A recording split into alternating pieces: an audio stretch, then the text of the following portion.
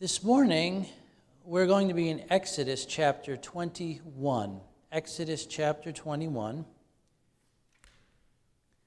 And just by introduction, we saw in Exodus chapter 20 that God spoke the first 10 commandments from the mountain out of this thick darkness with all the thunderings, and the voice of God was heard, and God spoke the 10 commandments. We saw that in the past chapter. And then we saw that the people feared the Lord, and they were so afraid that they asked Moses for him to speak to God and bring them the message, that they didn't want to hear the voice of God anymore lest they die. That's how afraid they were at hearing this voice of God. So you can imagine how awesome this must have been for these people to react so. And this was good. This is exactly what God wanted. He wanted to have the fear of God in these people. It was so important. If we don't have the fear of God, we're in trouble. The Bible, in going through all the lists of things that are wrong with mankind in Romans chapter 1, 2 and 3, in that whole area, one of the main things he finally says is there is no fear of God before their eyes. That's the big problem with mankind. If they truly had reverence and fear of God, they wouldn't be doing the things they're doing. They would recognize their own sinfulness. They would turn to Christ. They would see. But because man is sinful and he has no fear of God before his eyes, he thinks he's okay. He thinks he can do what he wants and get away with it. But of course, that's not true. And so what happened at the end of chapter 22 is Moses enters into the thick darkness, and God is now giving him some more of the law, the rest of the law, you might say. Now, this is not to be confused with the time that he is up there for 40 days and 40 nights and fasting. Okay? That happens later. So this is actually God giving the rest of the laws to the people. What we're going to find out is when Moses later goes up, he's going, and he's actually up there 40 days and 40 nights. What he's doing then is he's receiving a vision of the tabernacle, and God is showing him the tabernacle and how to build the tabernacle. He's setting apart Aaron and his sons for the priesthood, and showing Moses how to anoint him and how that's all going to be. That's what's happening during the 40 days and 40 nights. This is not part of that. That happens later, and we'll see that as we read through the book of Exodus. And at the end of chapter 20, he also, if you remember, has already reiterated the laws about idolatry, that they are not to make any graven image. And he's given them a law, or at least he's spoken to Moses about the fact that if they're going to make an altar, that it needs to be of earth. And he's given instructions about how to make an altar to worship God, and not to do it like the heathen do it. But he gave specific instructions, which we talked about last week. Now I want you to notice verse 1 of chapter 21. God says to Moses, "Now these are the judgments which thou shalt set before them." Now that he's given them the general moral code of the law and the 10 commandments, and reiterated these couple of things, now he's going to be giving the people the civil laws to govern their daily lives. And this is important. And so he begins by talking about servants. In verse 2 it says, "If thou buy an Hebrew servant, 6 years he shall serve, and in the 7th he shall go out free for nothing." So the first thing is there's a time limit set on Hebrew servants. Now this is not talking about if you conquer a people and you make slaves out of them. Okay, that's a whole different story. He's talking about specifically about how to deal with brethren. Now, why would a fellow Hebrew have to put himself into servitude? I mean, God had made a promise that if they obeyed his laws, they would have there would be no diseases, their fields would be good, they would have plenty of crops. So why would God have to give a law about a Hebrew having to end up in servitude to a fellow Hebrew? Because of sin. Because of the fact that he knew that in the future these people were not going to keep his laws. They were not going to do everything they were supposed to. God was not going to be able to bless them like he wanted to bless them if they had kept the law like they should. And so now, because of that, some people were going to end up in servitude. Some people were going to be poor. Some people were going to end up getting rich and buying other servants and things like that. So what God does is he sets limits on what they can do with a fellow Hebrew, their brethren. So your brother is poor. He needs to sell himself to you. So for 7 years, he's going to serve you. But for 6 years, actually, he's going to serve you. And in the 7th year, you have to let him go free for nothing. He doesn't owe you anything. You bought him, you gave him the money that he needed to get out of debt, to take care of whatever it is, and now he has served you for 7 years. He's free. He's paid off his debt. What's that? 6 years. You're right, 6 years of service. And in the 7th year, he's going for. Now, notice how this is, again, factors right in with the law of the Sabbath. 6 years of labor and a year of rest in this case. So that last year becomes the year of rest for that person, and he is free from his labor. The labor is done, and now he's free to go back to his life that he had before he committed himself to servitude. In verse 3 and 4, he talks about a family that this man might have. He says, if he came in by himself, he shall go out by himself. If he were married, then his wife shall go out with him. So because this man sold himself to you, if he were already married and she came with them to live, and so at the end of that time, they both go out free.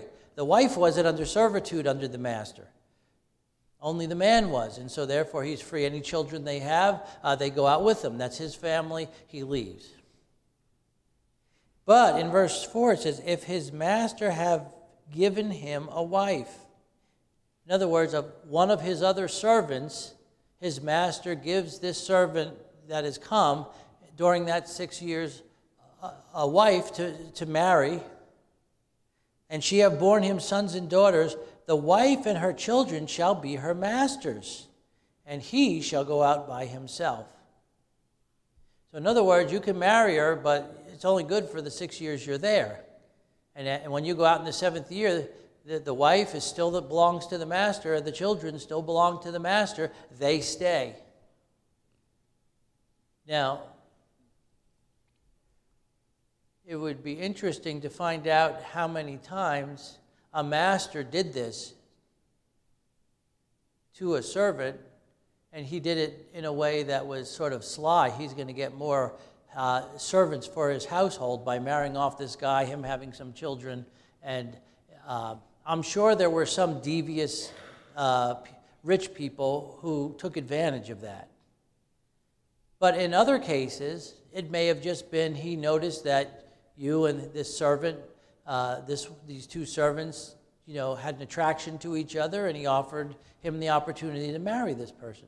But either way, that servant. And it can't be talking about, by the way, a Hebrew female servant, because that's a whole different story.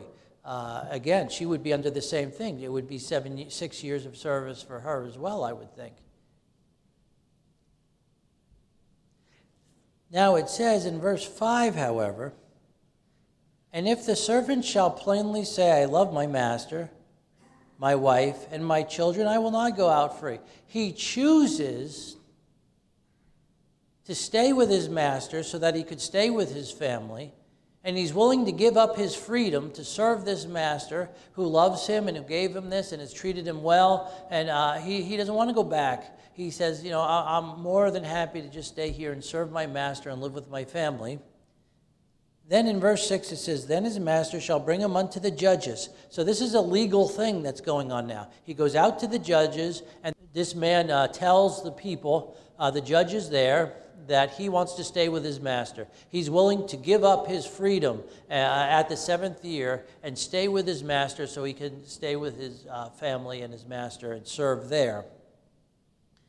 It says, he shall also bring him to the door, or to the unto the doorpost, and his master shall bore his ear through with an awl, and he shall serve him forever.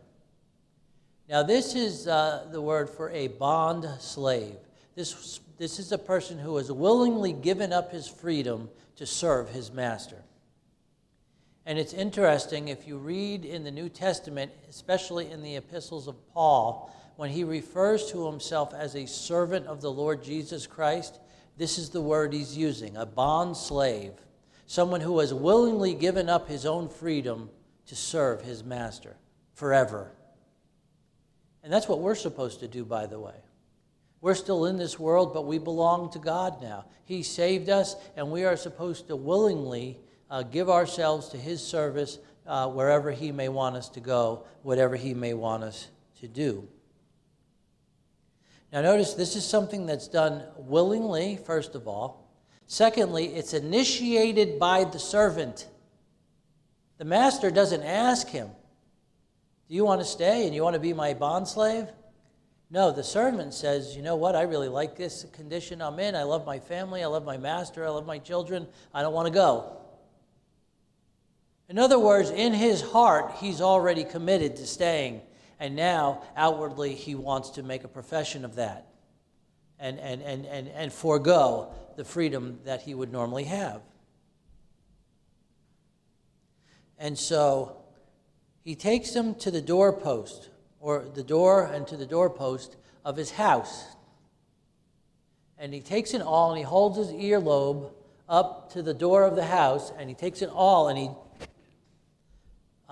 he puts it through so that there will be a permanent scar on that man's ear, which is the sign that he is now a bond slave. He is not someone who has been bought for money anymore. He is not somebody who has been captured by the enemy and is forced to be a slave anymore. It's a sign that he willingly did this. You know, that's good for us to remember too. As servants of the Lord Jesus Christ, there should be something in our life to show us that we're not Christians because we have to be. We don't serve God because we have to, but we do it because we want to. Because we love God. We love the family of God that he's put us in. You know, we were in another family. We're in the world's family. And perhaps we seemed happy there, but somehow we ended up in servitude because of it. But now we have found a master who loves us, and he cares for us and provides for us, and he's given us an inheritance, and he's given us a new family and all that, and we willingly give ourselves to serve him out of love. We love him because he first loved us, and that's the way it ought to be in our lives. And so this is the law of the bondservant. And again, Peter, Paul, others in the Bible talk of themselves as being bond slaves or bond servants to God. And that's an example we should all follow. And then there is a law for maidservants. Starting in verse 7, and if a man sell his daughter to be a maidservant, she shall not go out as the men servants do. There is a difference between a father selling his daughter instead of selling himself to pay a debt. He's going to sell his daughter into servitude. Now, oftentimes, if she please not her master, who hath betrothed her to himself? A lot of times what this means is the father is giving his daughter to this man for a large dowry. He's basically buying a wife for himself. And this was part of the culture back then. I mean, we don't really do that today. But this was something that was part of the culture back then. You know, for example, later on when there are kings, And it talks about Solomon having all these, 300 wives and 700 concubines. What is it talking about? It's talking about the fact that he was making alliances with all these different nations, and he was marrying all these strange women, and then he was, lusting after them as well, which caused him eventually which led him to his fall. But this was not something that God condoned. It was something that he knew would happen, and therefore he made provision and restrictions upon it. Does the fact that people became servants and slaves mean God condones people owning other people? No, it doesn't. But God knew because of sin and the curse that this was going to happen, so he put limitations on it, on what people could do and what they couldn't do. Because God allows the fruit of sin to come to fruition. You reap what you sow. When Adam sinned, he brought a curse into the world. And as a result, men have a sin nature. And men are going to do wrong by other people. And men are going to give in to their lusts and have multiple wives. And do all these different things and lord themselves other people. So among God's chosen people, he says there are limits as to what you're allowed to do under these circumstances. So again, he's not condoning it, he's just limiting it so that it doesn't get out of hand. If she please not her master who hath betrothed her to himself, then he shall let her be redeemed. In other words, the father can buy his daughter back, or another family member could do that. I don't like her anymore. I don't really want her to be my wife for some reason. They paid all this dowry, and what that can lead to, unfortunately, is that people will begin to mistreat those wives that they don't, quote unquote, don't love anymore or whatever. And so, in order to protect them, the family is told, hey, if something happens like that, you can redeem your daughter back and get her out of that bad situation. Then it says this, to sell her unto a strange nation he shall have no power, seeing he hath dealt deceitfully with her. He paid money to the father, a dowry, which is actually quite common in many nations today, even today in other parts of the world. But in other words, he said, I want your daughter. I love her and I want her. And what's the dowry that you're going to give me for her? And she's going to be my wife. And they use the term maidservant here as well.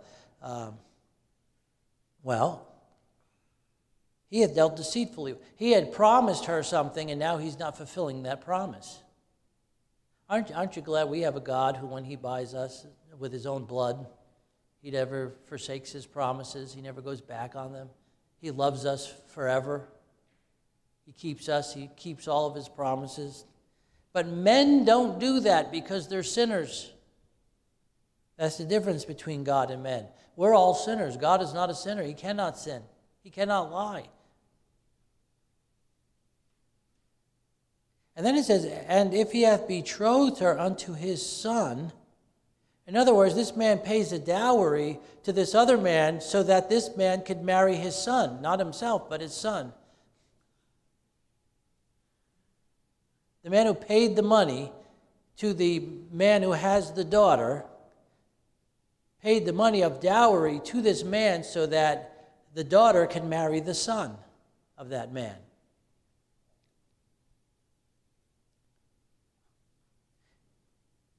It says, if he hath betrothed her unto his son, he shall deal with her after the manner of daughters.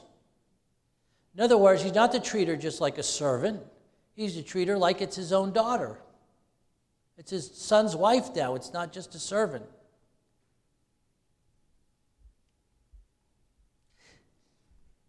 If he take him another wife, her food, her raiment, and her duty of marriage shall he not diminish. Now notice, again, God at the beginning said one man, one woman, They're joined, they become one flesh in marriage, and that's God's ordained way of doing things. He does not condone polygamy, but he knows because of sinful man it will happen. And so therefore, he says, if you've married one woman and you decide to take a second wife, you don't mistreat that first wife. You don't take away her food and her raiment. You take care of her just like you did before. You say, well, why didn't God just forbid these things? I don't know. And again, remember, God could have just killed Adam and made a new Adam and Eve and not had people that were sinners, right? He could have, but he didn't. He chose to allow things to go on the way they are for several reasons. First of all, to show that man is a sinner and needs a Savior, and that's probably the biggest thing. But also, once these things are set in motion, they have to follow their course until the end that God has determined for them. If he do not these three unto her, then she shall go out free without money. In other words, if he doesn't take money from the father or the family to be redeemed, and he doesn't continue to feed and take care of that wife, and he's planning on trying to sell her to a strange nation or something like that, God says, no, you can't do that. You just have to let her go free then. So she can leave there, and then no one has to pay anything for her. You're not keeping your obligation. She doesn't have an obligation to you anymore. She can be free. She can go back to her father's house, and you had the opportunity to redeem her from them, and you didn't take it. Now you get nothing out of this anymore. So these are the laws that he gives concerning servants. And again, I don't believe God condones servitude, but it is a natural course of life with sinful man. Remember this, man has a sin nature now.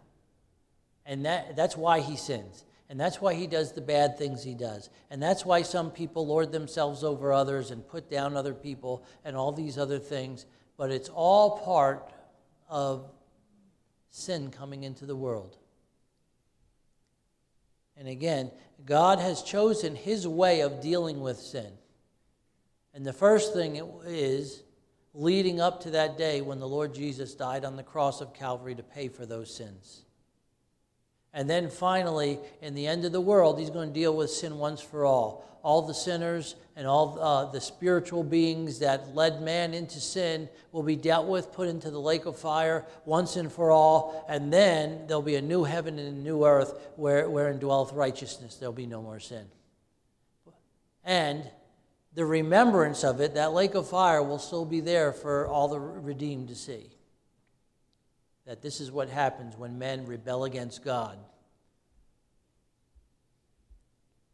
Now, after this, he begins a list, starting in verse 12, of various offenses that need to be dealt with, various situations that need to be dealt with that could happen in common life. So in verse 12, he begins to talk about the difference between manslaughter and murder.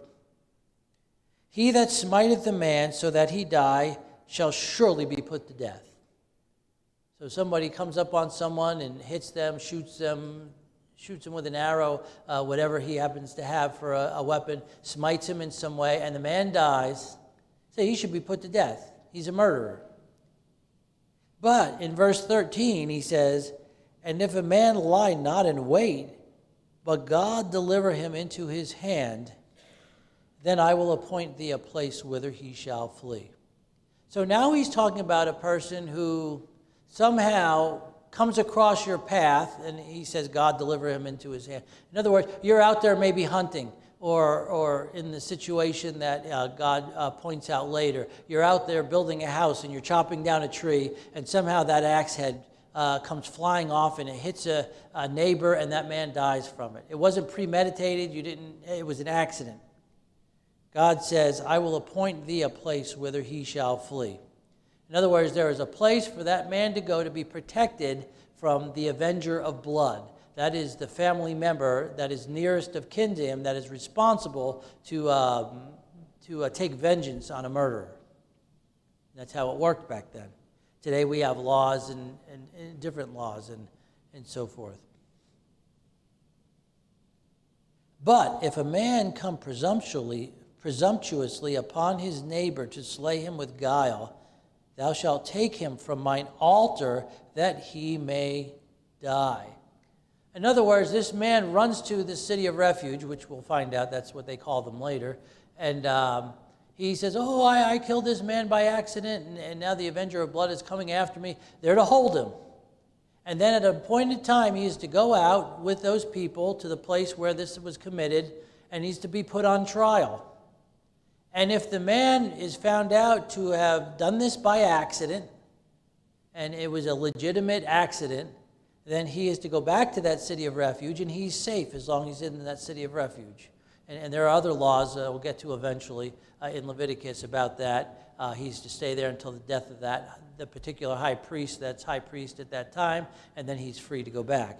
But if it's found out that this man actually did this on purpose, that this was actually murder, he says you're going to take him you're going to take him away from that place of judgment, and you're going to put him to death. You're going to stone him to death, and you're going to take away sin from my presence. In other words, he's innocent until proven guilty. But if he's proven guilty, he doesn't get away with it. You know, it's sad. I think I mentioned this last week, but sometimes criminals have more rights than the victims these days, which is very sad. It shouldn't be that way. We need to do everything we can, and our laws are set up basically the same way, that a man is innocent until proven guilty. But once someone is proven guilty, or if there's some sort of a obstruction of justice so that they're found innocent even though they are guilty, that's a gross misuse of the justice system. And this is why nations like ours and other nations throughout the years have turned into chaos. Because once the laws break down and laws start to become arbitrary depending on who you are and other factors like that, all of a sudden the whole moral character of society is going to break down as well. So he says if he is a manslaughter, if he has committed manslaughter, if it was an accident, then you're not to put him to death because it was an accident. But if it was done on purpose, if he slayed him with guile and he tried to make it look like an accident, and you can prove that, then he's to be put to death. And we saw in other places that it has to be at the mouth of 2 or 3 witnesses. It can't just be one person who condemns a person. In verse 15, and he that smiteth his father or his mother shall be surely put to death. Now, we're not even talking about smiting them so that they die here. They're just talking about striking one of your parents. And God says that is a capital offense, and that person is to be put to death. Because it goes against the 5th commandment. Honor thy father and thy mother, that it may be wealthy, that thy days may be long upon the land which the Lord thy God giveth thee. So if you smite your parents, that's not honoring them. And so God says they're to be put to death. God puts so much importance. And you say, well, because of sinful nature, some parents are really bad. Well, that's a tough situation. That's a tough situation. And again, I don't know. Oh, by the way, separating from parents because of abuse is different than what the Bible's talking about here in dishonoring your parents or doing something like that. I mean, if you're in a situation where your life is in danger or your health is in danger or something else like that, and you need to get out of that situation, you can do it and just get out of it without, in essence, going to an extreme. In verse 16, and he that stealeth a man and selleth him, or if he be found in his hand, he shall surely be put to death. Now this is talking about kidnapping.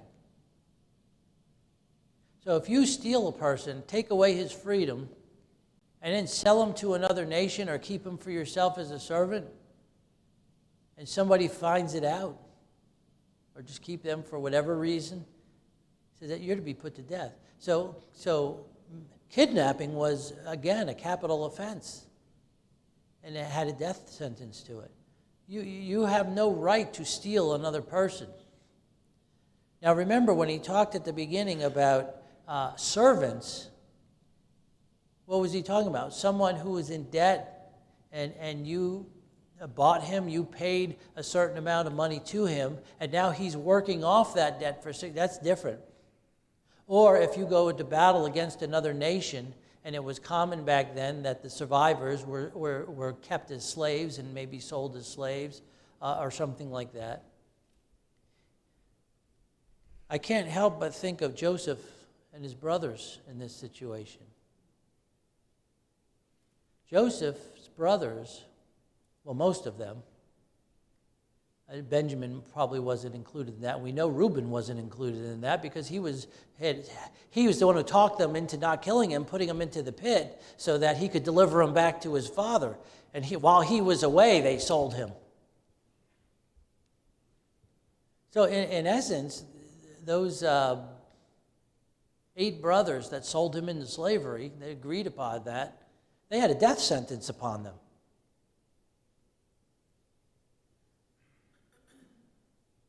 Or 9 brothers, I should say. But anyway, the point is, under the law, they could have been put to death for what they had done. But they weren't under the law back then. Remember, this is now talking about laws for the nation of Israel, because they are going to go into a land and they are going to be made a nation there, and they need laws to govern them. That's why we're not under the law. We're under grace. We keep the tenets of the law because we have the grace of God in our heart. In verse 17, he that curseth his father or his mother shall surely be put to death. Again, not only smiting them, physically hurting them, but actually just cursing them, speaking evil of them.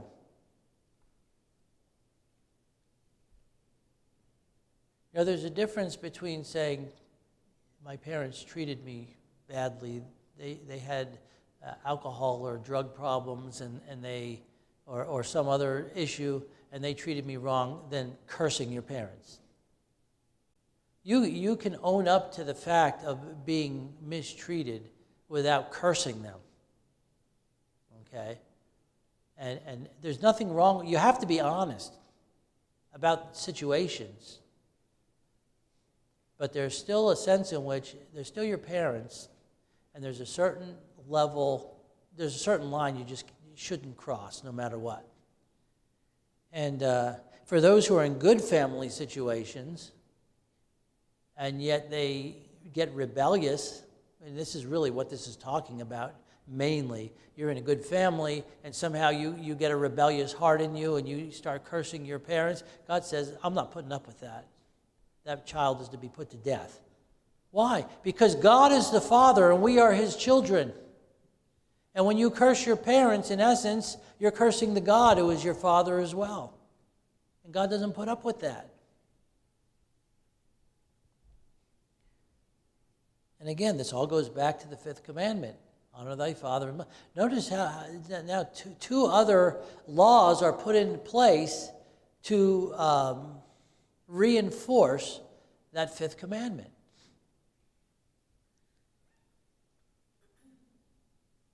And then in verse 18, it talks about what happens when 2 men strive. They get into an argument or a fight, and one of them wounds the other one.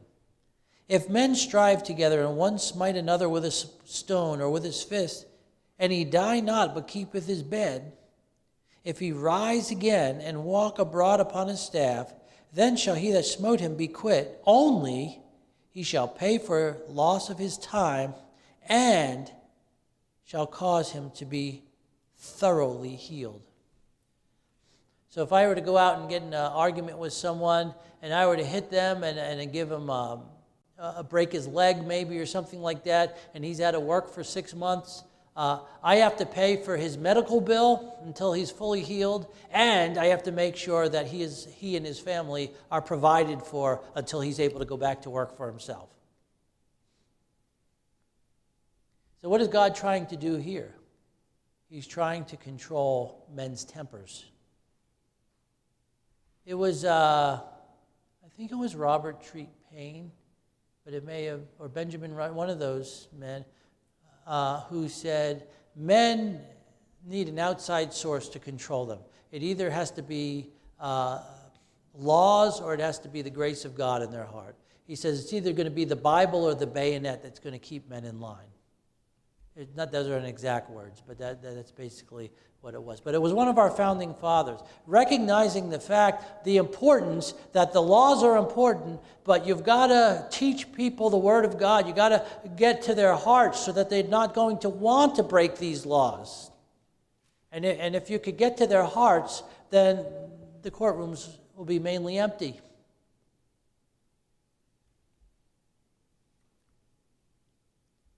And so, again, here's this situation, comes up, these people get into an argument. If you lose your temper and you hurt that person, you're responsible to get him fully healed. And it doesn't even say which one was right and wrong in the argument, in this striving. The one who got hurt, or the one who hurt the other person, is still responsible for the condition of the one he hurt until he's fully healed. And then in verse 20 it says, if a man shall smite his servant or his maid with a rod, and he die not under his hand, he shall surely be punished. Or he die under his hand, he shall surely be punished. Notwithstanding, if he continue a day or two, he shall not be punished, for he is his money. Now, I don't think this is talking about a Hebrew servant. It may be, I don't know. But they're talking about people who are slaves. He says, if you go in and you start beating one of your slaves and he dies under your hand, you're going to be punished for that. That's another human life.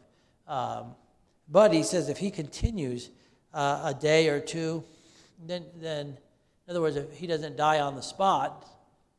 Now, again, I don't fully understand why, except for it's just the sin nature of it, of mankind, and God having grace upon people who commit such things. But this is the law that was put in place for this particular instance with a servant.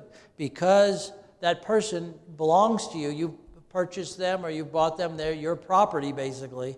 How you treat them is regulated somewhat, but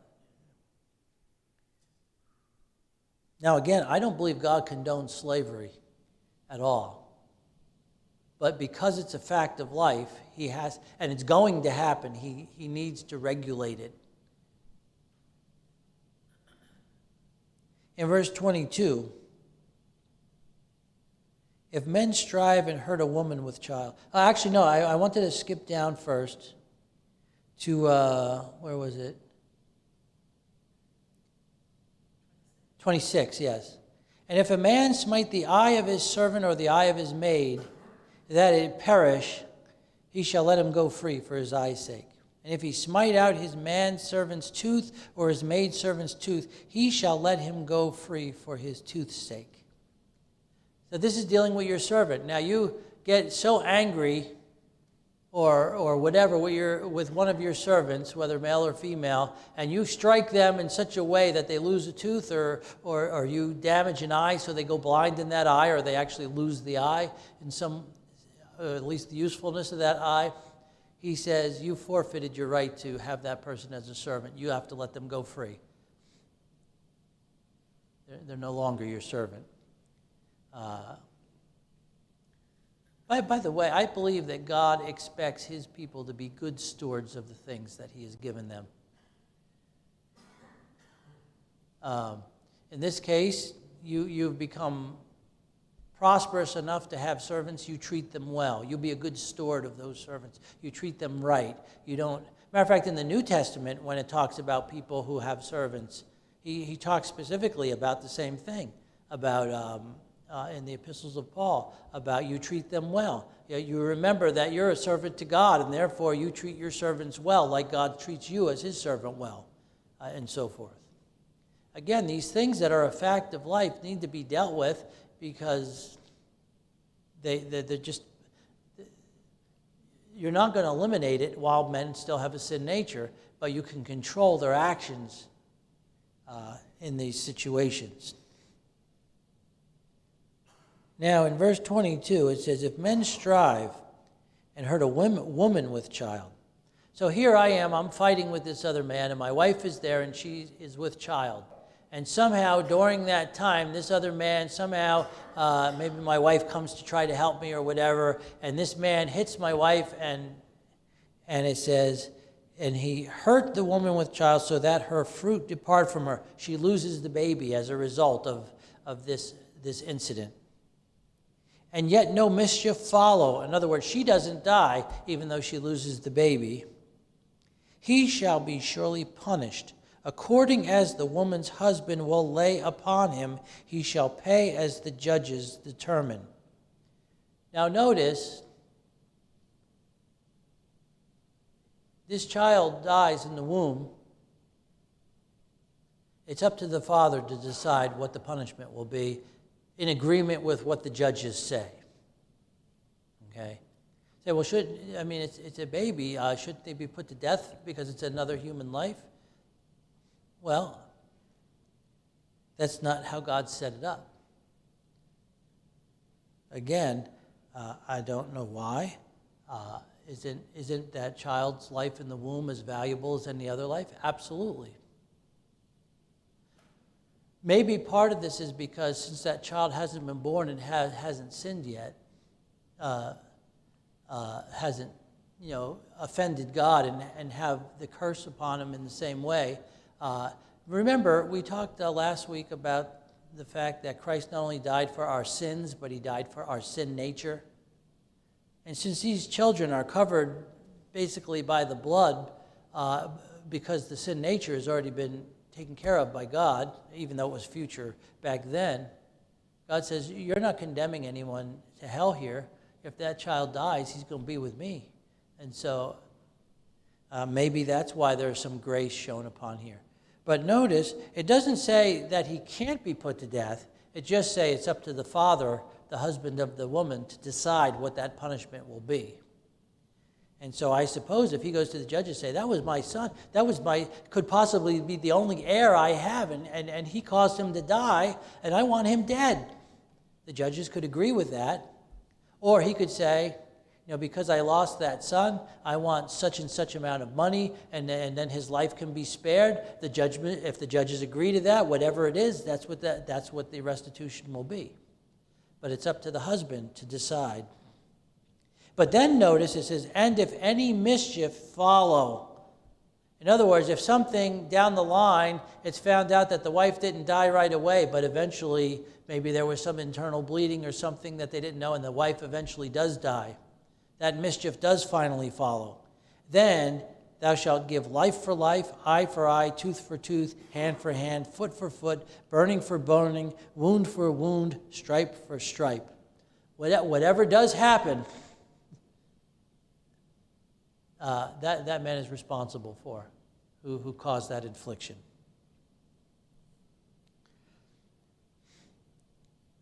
Now, in verse 28, he begins to talk about a couple of other things. Now notice, so far these have all had to do with our relationship to other people. Personal relationships, striving with other people, your relationship with your parents or your neighbor or with someone that you take as a servant. All these different things has to do with interpersonal relationships. Now notice in verse 28, it says, if an ox gore a man or a woman, that they die. Then the ox shall be surely stoned, and his flesh shall not be eaten, but the owner of the ox shall be quit. So somebody wanders into my field or is out in my field, and my ox is out there, and for some reason my ox gets agitated, and he goes after this person in my field, and he gores him through and kills him. That's the situation we're talking about here. He says, the ox is to be put to death, first of all, so that this can't happen again. Secondly, if no one is, in other words, you're not to make food out of this ox, because normally you kill an ox and you eat the meat of it. He says, because of what has happened, you lose that meat. You just kill the ox, you bury it or whatever, and that's the end of it. You can't make a profit off of this because of the circumstances.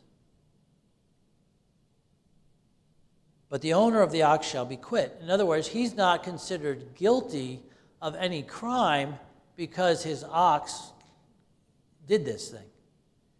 Unless, in verse 29, it says, but if the ox were wont to push with his horns in time past, and it hath been testified to his owner, and he hath not kept him in, but hath killed a man or a woman, the ox shall be stoned, and his owner shall be put to death. So I have this ox who is just mean-spirited, and anytime any other animal or any person gets near him, he just starts going after him with his horns. And somebody's come to me, he says, you got an ox out there that's a wild ox, and he just doesn't like anybody. He's a mean-spirited ox, and the man doesn't do anything about it. He just lets it wander free in the field. He doesn't put him in a pen where he can be contained and where he can't hurt anybody.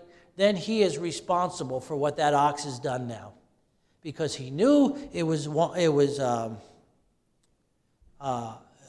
to push like that time past, but he didn't do anything about it. He didn't keep it in. But in verse 30, there is a condition of grace attached to this. If there be laid on him a sum of money, then he shall give for the ransom of his life whatsoever is laid upon him. Whether he have gored a son or have gored a daughter, according to this judgment shall it be done unto him. Okay, so what's he saying here now? That if my daughter or my wife or somebody I knew was killed by this ox, and the man said, I'm sorry, I should have kept him up, but I didn't, or whatever, and it says, you know what, I'm going to have grace upon you, but this is the punishment. Instead of taking your life, you're going to give me X amount of money. He could pay a ransom for his life if the father or of that person who was killed chooses to. In other words, he can choose to have grace upon that person by taking a sum of money rather than having him put to death. In verse 32, if the ox shall push a manservant or a maidservant, he shall give unto the master 30 shekels of silver, and the ox shall be stoned. That's the 30 shekels of silver is the price of the servant. So in other words, you're paying for the loss of that servant. But you still lose your ox too, obviously. And then in verse 33, if a man shall open a pit, or shall dig a pit, and not cover it, that is, adequately cover it, so that nobody can fall into it, and an ox or an ass fall therein, the owner of the pit shall make it good, and give money unto the owner of them, and the dead beast shall be his. So my ox or my animal, whatever kind of animal it is, falls into the pit and dies, I have to pay that other man for that ox, and I get stuck with the dead animal, or the injured animal, even if it didn't die. The owner of the pit shall make it good and give money unto the owner of them, and the dead beast shall be his. And then finally, the last in this chapter, and these ordinances continue on for another couple of chapters. And if one man's ox hurt another's that he die, then they shall sell the live ox and divide the money of it, and the dead ox also shall they divide. So now here 2 oxen are in the field. They decide to go at it and fight over the cows, whatever it is. They get angry, and one of the oxes kills another man's ox. And this was just something that happened. They would just happen to be in the field, and it happened. He says, well, then you divide the live ox, and they divide the money of it. So they're going to, they shall sell the live ox and divide the money of it, and the dead ox they also divide. In other words, they each get half of the meat involved to cook up or to eat or whatever, and they sell the live ox, and they split the money so that they both get equal portions. Or, if it be known that the ox hath used to push in time past, and his owner hath not kept him in, he shall surely pay ox for ox, and the dead shall be his own. So my ox has been known to push in time past, and now it's killed another man's ox. I get the dead ox now, and he gets the living ox to do whatever he wants with. Of course, now he's got a mean ox on his hands, but nevertheless, it's up to him to keep him now, and he could sell him. He could, do whatever he wants with him. Now, as I said earlier, the laws are needed to set boundaries on actions and deeds because of man's sinful nature. He's just prone to do wrong. It's also put in place for the protection of people and to determine proper punishment for offenders. Sin needs to be dealt with. Breaking the law, there needs to be clear-cut guidelines on what to do when people break these laws, and that's what God is doing here. He's giving them all these things, and why? To protect the general populace. And remember this, God is not the author of confusion, the Bible says. He puts the laws in place to show His holiness and His expectations of people. And God expects obedience. Even today, God has given us His word. We're to read it and we're to obey it, and we're to follow God, not out of a fear of keeping the law and punishment, but rather out of love for Him today. But nevertheless, God has set guidelines for man and mankind, and they're shown in the principles of the law here. They're shown throughout the Word of God, and God expects obedience from people.